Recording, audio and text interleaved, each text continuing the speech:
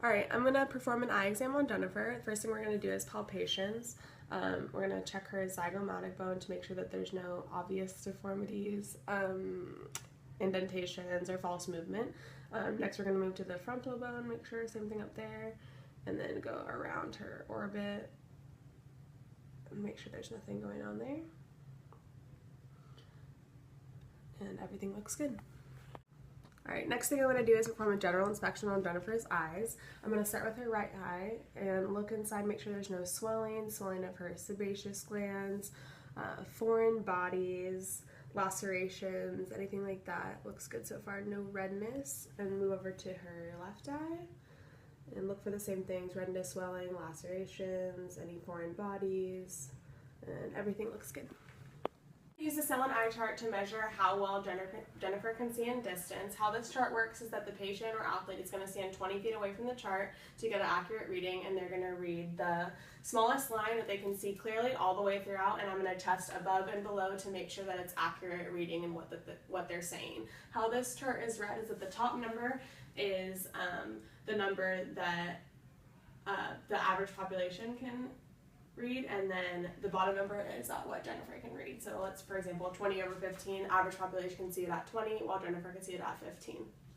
Now I'm going to administer the Snellen test on Jennifer, so make sure that you're standing feet together, 20 feet behind the chart.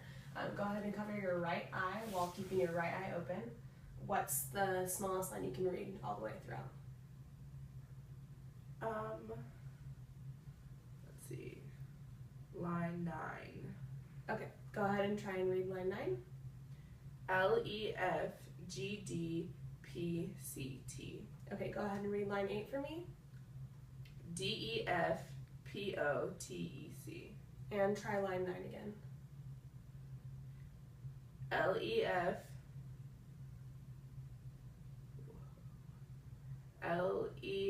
LEFODPCT. Okay, now go ahead and relax for a second. So Jennifer could read all the way through line 9, so that means that she has 20/15 vision. The 20 means that average population can read it at 20, while she can read it at 15. So now that you've had a chance to rest, cover your opposite eye while leaving it open. Okay, go ahead and do the same thing for me. Which one can you read the most clearly?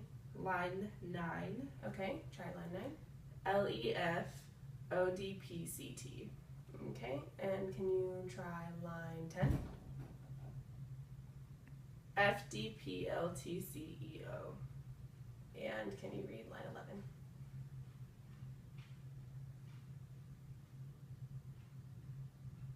No. Okay, so for that one, she read line 10, which means that she has 20/13 vision. Average population can read this line at 20 feet, while she can read it at 13 feet. Next, I'm going to test Jennifer's eye tracking. So what this does is make sure that she doesn't have any ocular motor dysfunctions or OMD. So Jennifer, go ahead and stare at this pen light without moving your head. And I'm going to move it around, and don't move your head, just follow with your eyes. So I'm going to go upward rolling, downward rolling, lateral rolling, both sides. I'm going to do horizontal in each direction.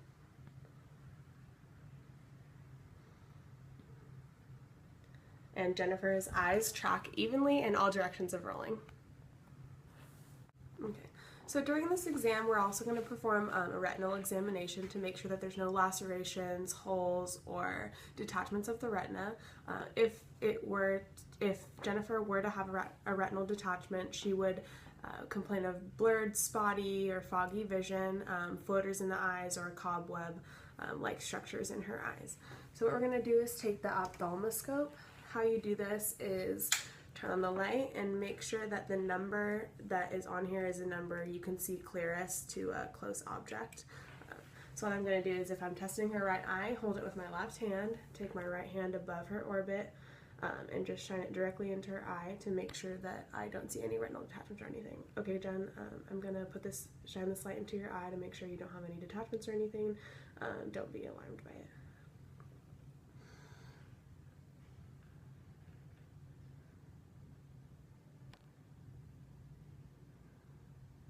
Okay, so nothing there. And when I switch to her other eye, I'm going to use the opposite hand and hold with my left hand.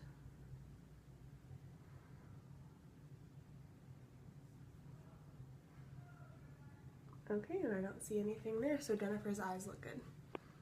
Okay, so now I'm going to go ahead and check Jennifer's pupillary response. The acronym we use is PEARL, that the pupils are equal and reactive to light.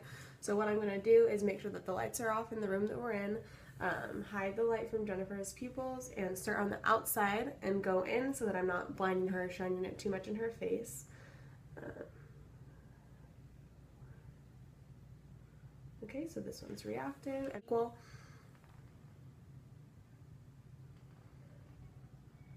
And both of Jennifer's pupils are equal and reactive to light.